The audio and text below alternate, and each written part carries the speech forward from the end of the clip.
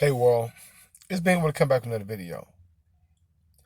Friend, I want to come back with part two of my analysis of this manufactured, you know, situation that's going on in several of the highly Afro-melanated cities where these riots are going on because of the death of Mr. Floyd in Minnesota. And like I say, we need to also remember there was the death of Mr. Berry in Georgia, and then of course Miss Taylor. All right, all three Afro-melanated. Remember, the first two incidents didn't get this type of response. This incident, of course, takes us back to 1992 to the Rodney King verdicts. But once again, you got to ask yourself, you got to, and when you're watching the television, okay, you got to watch it with a third eye. Think about what's going on right now. Over 40 million people unemployed. We're supposed to be in the middle of a pandemic where we're actually trying to go through different phases to get back to some type of normalcy. You dig? But of course, when you have two different factions of people that's supposed to be taking, this serious, i.e. Congress, the Senate, the Supreme Court, with the judges, and of course the executive office. So you have three branches of government, and none of them coming up with a solution that's going to actually help things get better, right? No, because this whole society is built on division, divide and conquer. I mean, if you think for 1 minute that, a lot of those people out there that are protesting and doing all this on crisis actors, you really haven't been watching. It's 2020 for a reason, family. We're in the age of Aquarius, where we're supposed to be seeing things with a different eye. Okay? I mean, 2020 isn't that by just accident. Nothing's an accident, nothing's coincidence. It's a new vision that you're supposed to be, using. And they understand that. That's why the two other incidents, they didn't get this response. Okay? But then when you start throwing, and shout out to my boy K. Wilder Pimp, when you start, showing, information and about people that were supposed to be law officers and are supposed to be working for the government or working for law enforcement, but actually the ones that are out there with masks on. And I'm gonna be honest with you, I was talking to my homeboy about this, and I said to him, and I was like, man, listen, let me tell you something. If you don't think for 1 minute they have planted spooks in those protests, and the ones that are doing the most damage are the ones that are the crisis actors, the ones that are being paid to do it. It's too much going on right now, family, especially in the lower economic areas, especially in the urban cities where so many people have lost their jobs. We have kids right now that aren't eating on a regular basis because they really have to depend on that breakfast and lunch they get at school free.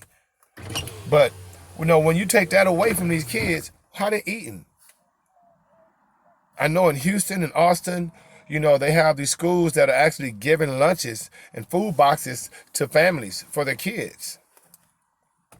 And with all this going on, there's nothing on the television except these riots that are going on in New York and Washington, D.C.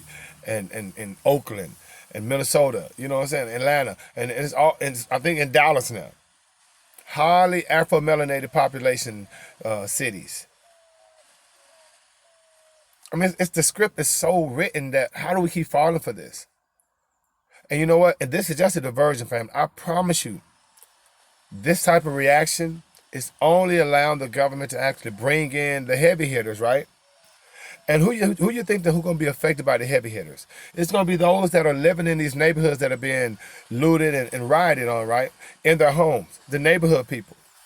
Because I promise you, it's people coming from out of town that are doing this. Crazy. All of a sudden now, COVID-19 don't exist no more. Huh? No, you know what it is? They want to cover up the fact that these hospitals are suing patients for medical bills, taking them to court for medical bills during the pandemic. That should be news. You know, why do we have, 1,000 lawsuits from hospitals since 2018? Why are hospitals suing medical patients during COVID? When we know you guys just got $130 billion from the bailout stimulus, and then on the CARES Act, you guys got another additional $450 million. And in Austin, where I think it was like 28 hospitals, suing patients. Like I told you, only suing from like $17 million when they got billions. See, they don't want to talk about that, but every news outlet is talking about these different riots. They're not talking about the real stuff that's going on. So family, like I say, like I tell you, and I've been saying it for a long time in the garden, if you believe these absurdities, you're going to commit atrocities. And you have the same rhetoric. We need to do something, you know what I'm saying? Our rights are being violated, blah, blah, blah, blah, blah, blah, blah, blah, blah. Come on. Pay yourself first and let's get ourselves in a different situation economically. Or I tell you what, how about everybody Afro-melanated 18 and over or 21 and over that has the eligibility to do so, go get a gun. Go get eligible, go get registered for a gun. Just like everybody else do. It's your right. It's your Second Amendment right.